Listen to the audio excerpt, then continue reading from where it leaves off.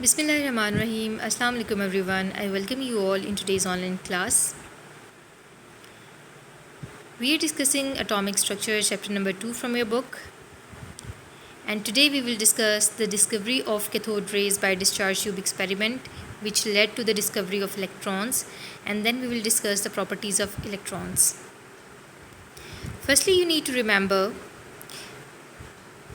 that J.J. Thomson first identified electrons in cathode ray tube in 1887. So he was the first scientist who actually identified electron in cathode ray tube in 1887. Actually इस experiment के दौरान अभी जो मैं discuss करूँगी detail के अंदर cathode rays जो हैं उनको देखा गया था, और बाद में इन कैथोड रेज़ की प्रॉपर्टीज़ को जब डिफरेंट साइंटिस्ट ने स्टडी किया इंक्लूडिंग फैराडे एंड क्रूक्स, तो उनसे पता चला कि ये जो कैथोड रेज़ हैं those were the negatively charge subatomic particles which were named as electrons. अब डिस्कवरी तो जे थॉमसन ने की और फैराडे और क्रूक्स समेत बाकी साइंटिस्ट ने इनके प्रॉपर्टीज़ को स्टडी किया, लेकिन जो नाम इलेक्ट्रॉन है it was devised by Stoney in 1886. Now here is a very important slide, dear students. We are going to discuss a discharge tube experiment. वो एक्सपेरिमेंट जिनमें पहली दफ़ा कैथोड रेज़ को देखा गया था और बाद में कैथोड रेज़ की डिस्कवरी के led to the discovery of electrons. तो था क्या, it was actually a tube, एक ग्लास ट्यूब आप लोगों को नज़र आ रही है. इस ग्लास ट्यूब के अंदर दो इलेक्ट्रोड्स हैं. The one that is connected to the negative terminal of the battery is negatively charge cathode, and the one that is connected to the positive terminal of the battery is positively charge anode. इस tube के अंदर हम air at very low pressure या फिर आप अपनी किसी desire, air is a mixture of gases, you know, air is a mixture of non reacting gases. अगर आप चाहें तो आप इसके अंदर एयर को भी रख सकते हैं लो प्रेशर के ऊपर, अदरवाइज़ आप अपनी किसी रिक्वायर्ड गैस को भी इसके अंदर रख सकते हैं, हीलियम एटसेट्रा को, एट वेरी लो प्रेशर. इसके अलावा वैक्यूम पंप इसके साथ अटैच होता है बिकॉज वैक्यूम क्रिएट किया जाता है इसके अंदर इस ट्यूब के अंदर. So it is a vacuum tube actually, right. तो डियर स्टूडेंट्स, इसके अलावा आप देखें कि जो एनोड है दैट इज़ पॉजिटिवली चार्ज, इसको शो किया गया है लेफ़्ट साइड पर, और cathode that is negatively charge it has been shown on the right side, on the left side, right. तो कैथोड लेफ़्ट साइड पर है और एनोड राइट साइड पर है. तो ये पूरी की पूरी मैंने सबसे पहले आप लोगों को इसकी कंस्ट्रक्शन दिखाई है डिस्चार्ज ट्यूब में इस्तेमाल होने वाली, डिस्चार्ज ट्यूब एक्सपेरिमेंट में यूज़ होने वाली इस डिस्चार्ज ट्यूब की. हुआ क्या था, what happened during the experiment. पहली बात तो आप याद रखें कि लो प्रेशर के ऊपर गैसेस जो हैं वो इलेक्ट्रिसिटी को कंडक्ट करना शुरू कर देती हैं, उनके थ्रू इलेक्ट्रिसिटी पास करना शुरू कर देती है. इसलिए हम चाहे किसी गैस को जो हम ले रहे हैं इस ट्यूब के अंदर या फिर mixture of gases that is air उसको ले रहे हैं, हम प्रेशर हमेशा लो मेंटेन करेंगे इस गैस का, राइट. सो व्हाट हैपेंड, इस एक्सपेरिमेंट की डिफरेंट ऑब्जर्वेशंस थी, और वो ऑब्जर्वेशंस क्या थी कि सबसे पहले ये देखा गया कि अगर आप बहुत ज़्यादा हाई पोटेंशियल का वोल्टेज पास करते हैं, यानी बहुत ज़्यादा इलेक्ट्रिसिटी, बहुत हाई वोल्टेज की इलेक्ट्रिसिटी को पास करते हैं या पोटेंशियल प्रोवाइड करते हैं by the use of electricity, let's suppose कि 5000 वोल्ट्स का आप हाई पोटेंशियल प्रोवाइड कर रहे हैं, लेकिन आपने प्रेशर जो है वो ऑर्डिनरी प्रेशर रखा हो, प्रेशर लो नहीं रखा हुआ, ऑर्डिनरी प्रेशर रखा हुआ है, तो क्या होगा कि जो गैस मौजूद है डिस्चार्ज ट्यूब के अंदर उसको कोई फ़र्क नहीं पड़ेगा, बिल्कुल किसी किस्म का ग्लो, किसी किस्म की मूवमेंट आपको शो नहीं होगी. उसके बाद आप क्या करें कि if the gas that is taken into the tube, अगर आप उसका प्रेशर कम कर दें, कितना कम करें, 0.01 टॉर तक कम कर दें, और फिर आप लोग वोल्टेज अप्लाई करें 5000 टू 10000 वोल्ट्स का, तो आप देखेंगे कि जो गैस का ओरिजिनल ग्लो है, जो गैस का पहले कलर था या उसका ओरिजिनल ग्लो है वो डिसअपियर हो जाएगा. And it was observed that at very low pressure and this high potential the gas becomes conductor and current starts to flow through the gas and gas starts to emit light.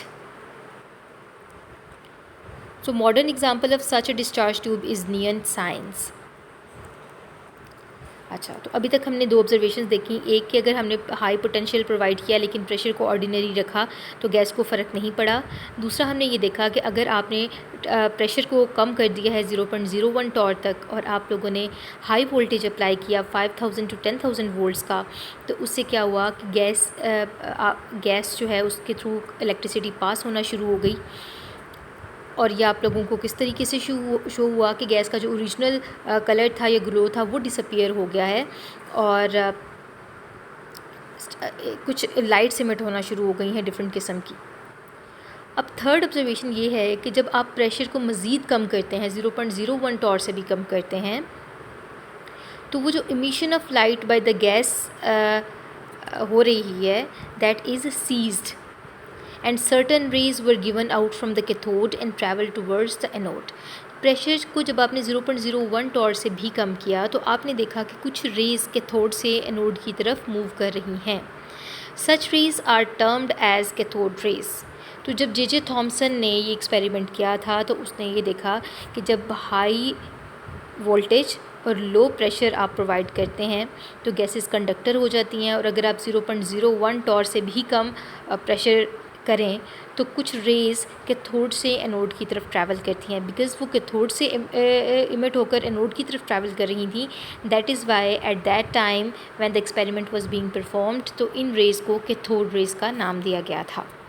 So this is how the cathode rays were discovered. बाद में different scientist ने इन cathode rays को study किया और इनकी properties को देखना शुरू किया, जिनसे ये वाज़े हुआ कि कैथोड रेज़ और कुछ नहीं थी बल्कि those are the negatively charge electrons जो कि मूव कर रहे थे towards the positively charge anode. So that was the discovery of cathode rays by discharge tube experiment which led to the discovery of electrons later on. So properties of cathode rays क्या थी? Let's see the properties of cathode rays now. Dear students, you need to note that cathode rays are actually negatively charged particles. Negatively charge particles हैं, इसका अंदाज़ा कैसे हुआ? Actually cathode rays are deflected from their straight line path by both electric and magnetic field and the direction of the reflection shows that they are negatively charged particles. Electric या magnetic field में जब आप इनको रखें तो ये deflection show करती हैं।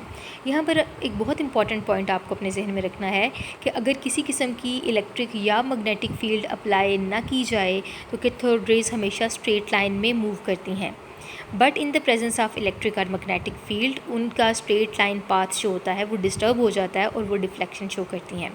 तो हुआ क्या था कि जे पैरन ने 1895 में एक्सपेरिमेंट किया और उसने ये शो किया कि अगर आप मैग्नेटिक फील्ड के अंदर कैथोड रेज को रखें तो वो डिफ्लेक्शन शो करती हैं। इसका मतलब है उनके ऊपर कोई ना कोई चार्ज मौजूद है। फिर जे थॉमसन ने 1897 में ये प्रूव किया कि गैसेस नेगेटिवली चार्ज हैं। कैसे? कि जब उसने इलेक्ट्रिक फील्ड इनके ऊपर अप्लाई की तो these raise were deflected towards a positive terminal.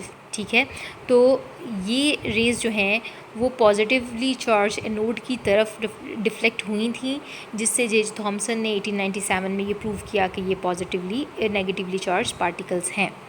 तो यूँ दो साइंटिस्ट ने, जे पैरन और जे थॉमसन ने, ये बताया था कि इनके ऊपर चार्ज है और कौन सा चार्ज है, नेगेटिव चार्ज है।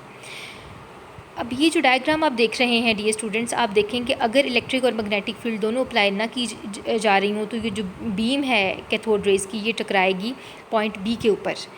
अगर आप हाली मैग्नेटिक फील्ड अप्लाई करते हैं तो ये सी की तरफ डिफ्लेक्ट होगी, और अगर आप हाली इलेक्ट्रिक फील्ड अप्लाई करते हैं तो ये पॉइंट ए की तरफ डिफ्लेक्ट होगी। और अगर ये तीन कंडीशंस मैंने बता दी हैं, in the absence of electric and magnetic field, then in the presence of only magnetic field, then in the presence of only electric field. और लास्ट पॉइंट सबसे अहम ये है कि अगर आप दोनों इलेक्ट्रिक और मैग्नेटिक फील्ड को एक साथ अप्लाई करें और इस तरीके से काउंटर बैलेंस करें इन दोनों को कि दोनों का अफेक्ट जो है वो नल हो जाए, तो आप देखेंगे कि दोबारा दोनों फील्ड्स की प्रेजेंस के बावजूद कैथोड रेज जो हैं वो स्ट्रेट लाइन में मूव करेंगी और टकराएंगी पॉइंट बी के ऊपर। So you have to remember over here that they are negatively charged particles, and in the presence, in the absence of electric or magnetic field, they move in a straight line.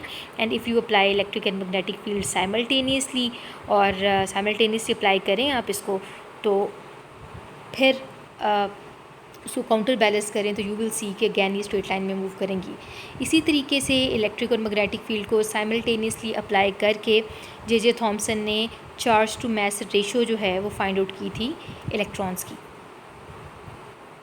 Now dear students, cathode rays produce fluorescence when they strike a number of crystals, minerals and salts.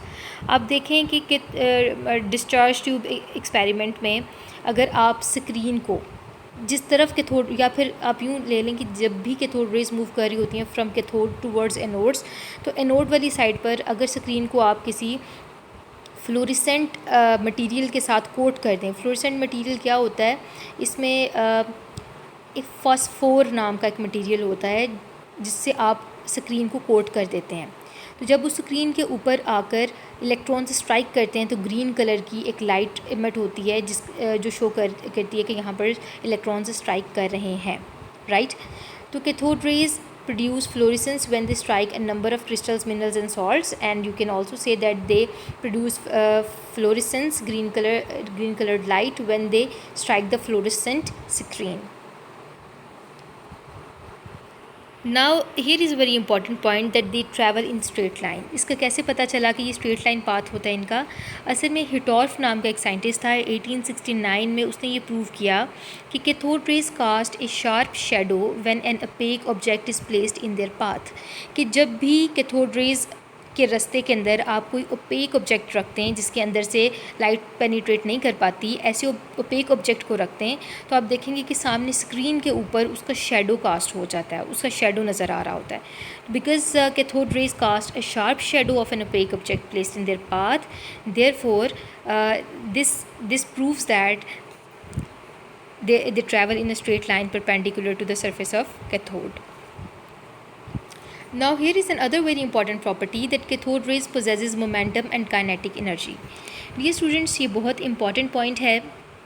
असल में cathode rays can drive a small pedal wheel placed in their path. This verifies that they are material particles and have certain momentum also. जब भी cathode rays के रास्ते में आप किसी किस्म का कोई पैडल व्हील को सेट करें तो आप देखेंगे कि कैथोड रेज जब उससे टकरा कर गुजरेंगी तो व्हील मूव करेगा।